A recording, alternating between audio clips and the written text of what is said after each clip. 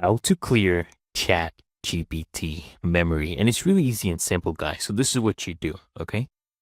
Log into ChatGPT, and on the top right, you'll see your profile icon, right? Then you just want to scroll down and click on settings.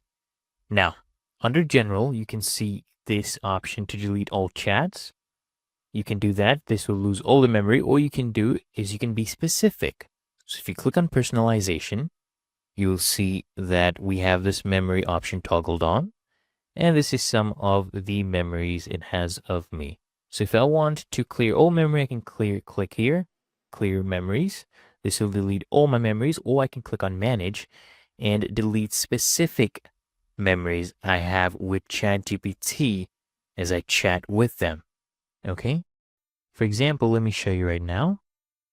So I just told ChatGPT to keep in memory that I'm a YouTuber. Okay, here we go. Go back, settings, personalization, manage, and see, it knows that I'm a YouTuber. You can just click on delete. You would usually have multiple, and then you can click on forget, and you would have cleared that memory. It's really that easy and simple, guys.